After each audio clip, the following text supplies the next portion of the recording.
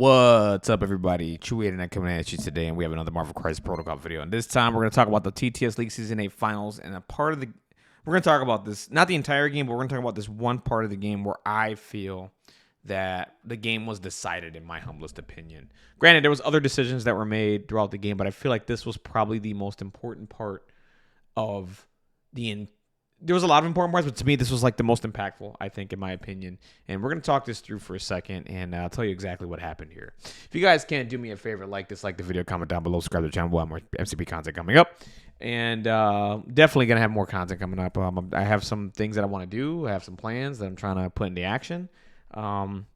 Probably get a video with me sometime this week talking about those details. And see what we could do, because I definitely want to do more stuff. I know we're in a little bit of a dry spell now because, well, the TTS season is over.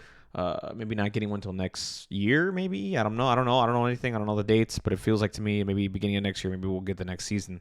So we got some time to kill, and I want to use up that time to do other things and start up other things and just have a good time with MCP right now. But yeah, let's talk about this for a second and why I think this part was very, very important. So right now, here's the situation. Magic Nick has 2 viruses.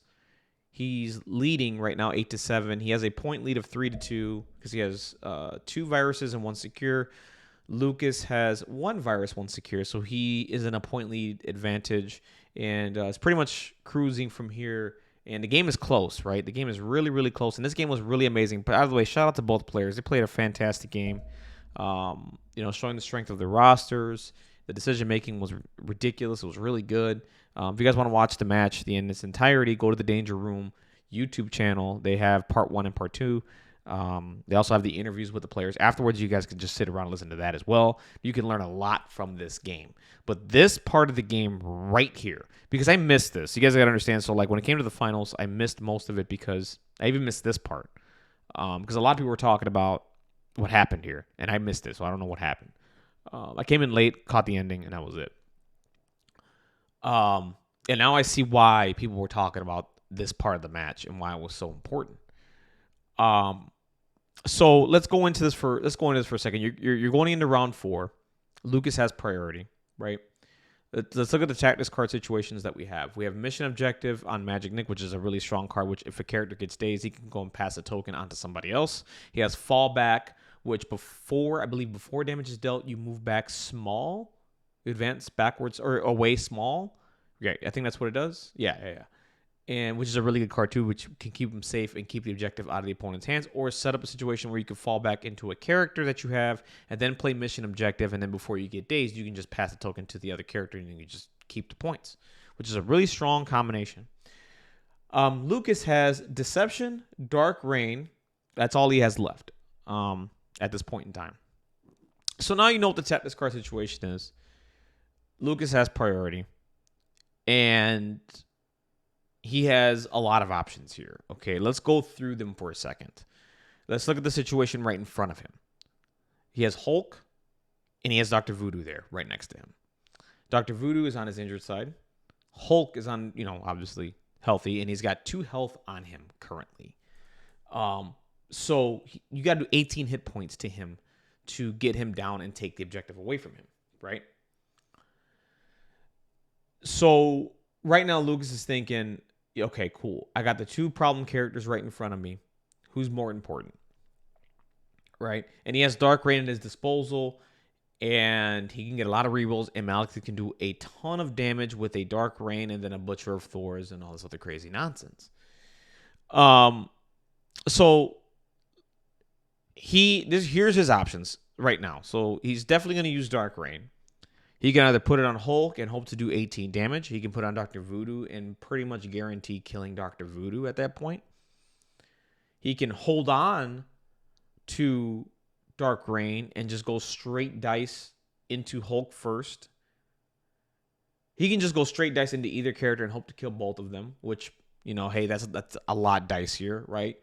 But that is an option. I'm just weighing out the options that he could do here. Kill Hulk. Right? I think we mentioned that, or kill Dr. or just straight up just kill Dr. Voodoo, right? This is where target prioritization is important, right? It it really came to a head here, is what I'm trying to say. And I'll just give you my opinion right now, what I think Lucas should have done. What I think personally. And I probably would have made this, I most likely 100% would have made the same this decision he made, because, and I'll explain why once I tell you what decision he makes is. So my opinion is, after watching this part of the game and with the audio off, right? He should have went into Dr. Voodoo. And let's explain why Dr. Voodoo at this point. When a game is tight like this and it's 8-7, you got to start thinking about characters, because right now you're losing the extract battle, but you're keeping the score close, right? You're keeping it at 3-2, right? Which is really good. You're not getting blown out. You're staying in the game. You need to be able to take the extract away and get the extract advantage and start removing characters and, start scoring your points. When it comes to this, you need to start thinking about the characters that can impact the game scoring-wise versus what the character can do to you from an attrition perspective. Because the opponent is playing so well and playing the point game so well, you need to disrupt his game plan with the points. Once you start disrupting that, then then they have to change their mindset, start playing attrition, and start doing their thing, right? Which they probably don't want to do. Voodoo he affects the point game so much with Brother Daniel. It's insane. Let's talk about what Dr. Voodoo can do if you leave him alive right now. He can walk twice over to Baron. Actually, walk once. I think I'm just doing the measurements in my head. I think you walk once over to Baron Zemo right now, possess Baron Zemo for 3, pick up the virus, and then walk backwards. So probably that back point over here, if you can see that, probably that back point, and hold on to that and just whatever, right? Or you can just take the extract away and then just force Baron Zemo to go do something else. He can outright kill Mystique right there if he wants to, but that's not the game that Magic Nick is playing. He could just affect the game from a scoring perspective and just ruin your plans. If you don't prioritize Dr. Voodoo at this point in the game, especially the way the game is going with the scoring and all that stuff, and you're in trouble, right? So that's my opinion, right? And I'm pretty sure Lucas was thinking about that, but I think what happened here was, because here's the play that he does. He goes Mystique, Dark Reign, into Hulk, and then Malekith goes Butcher of Thors into Hulk here, and I believe followed by a charge, if I remember correctly. Let me take a look here, because right now he's measuring range 2 and all that. And the Butcher of Thors didn't go according to plan. I've seen this attack do a ton of damage to with Dark Reign and all that stuff a lot. And I've seen it one-shot Hulk. But here's the thing. I've seen it one-shot Hulk when there's okay, he's got 10 left or he's got 8 left. Not 18. He has 18 hit points left. And that's just a lot to chew through, right? It's just a ton to chew through, in my opinion. And I think what Lucas should have done here was maybe look at the hit points and see how much was left, and is it doable, right? I think the more the hit points, the higher the risk, and the harder it becomes, right? Granted, you have rerolls for days. I understand that. But I think if Hulk were at 10 health versus 18 left, I think you make the Dark Reign decision here onto Hulk. My opinion here is, I think the Dark Reign should have probably stayed. Should have probably went to Voodoo, kill Voodoo, and then do other things in the Hulk, right? Or whatever, move and affect the game somewhere else, right? But that didn't happen, right? So he went into and the dice weren't really friendly here to Lucas on the Butcher of Thors. He does Butcher of Thors, and I believe that's followed by a charge into Hulk, I believe. And Lucas rolls a lot of dice here. Does more damage into Hulk. Um, and I believe the other thing that he did here was he threw Hulk away. Um, if I'm looking at this correctly, let me just see what's going on here. I'm gonna play the video here a little bit. Yeah, so then the angle, like he chose to throw Hulk away at this point after the damage was dealt. Um, so let's just take this back for a second and let me show you what I think the sequence should have been, because he already played Dark Reign. We can't take that back. He already chose the attack into Hulk. We can't take that back, right? So this is my opinion. What I would have done, like I said, I would have prioritized Voodoo. I already did not Dark Reign him. I would have found another way to do damage to him, right? Which, in my opinion, I think he should have saved the power for next turn. He should have saved the power. He shouldn't have spendered into Hulk, I think, in my opinion. What he should have done here was, I think, just looking at this all over again, he should have went charged into Hulk as the first attack, re-rolled his dice, guaranteed the damage, throw Voodoo into Hulk. Throw Hulk into Voodoo. I'm sorry, throw Hulk into Voodoo. That's a size 4 coming in at Voodoo and could be a ton of damage, right? It could be 3 to 4 damage, which is huge. And then what you follow that up with from here is you finish off Voodoo with another attack, or if you want, you could just spender Voodoo and just wipe him off the face of the earth. That's the sequence I would have chosen. What happened here was he threw Hulk away, which is understandable. I think the thought process here was to, force Hulk to Gamma Leap, then move, then spend some power and do his thing. But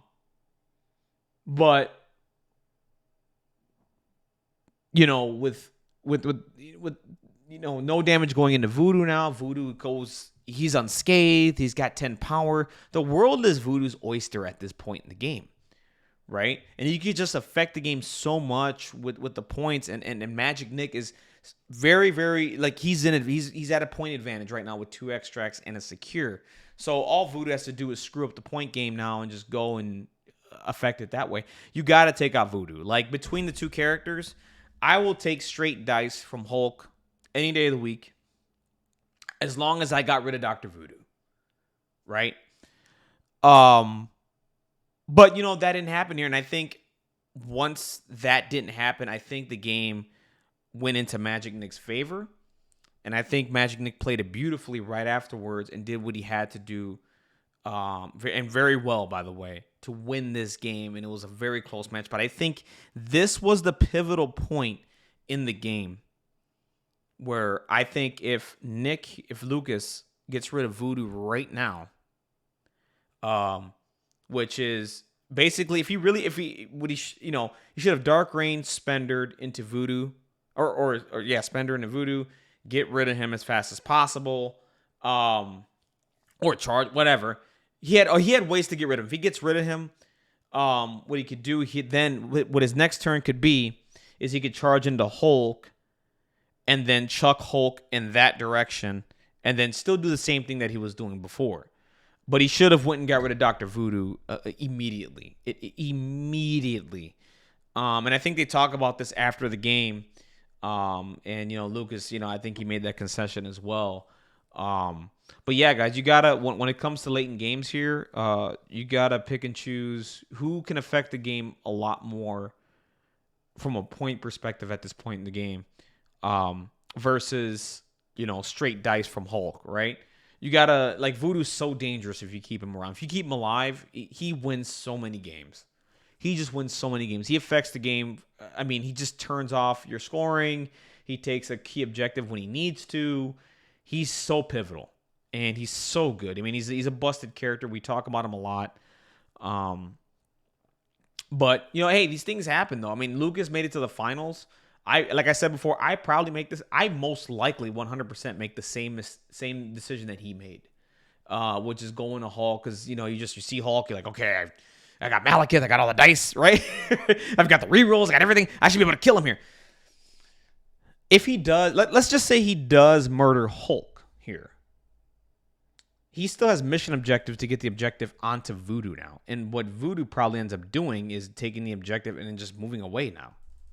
right? Probably possessing Mystique so Mystique can't score, and then just moving this direction, right? So that's always an option.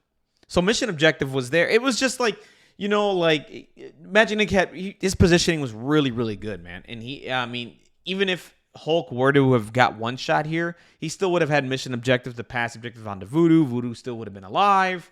All kind of nonsense, right? Like just all kind of just nonsense.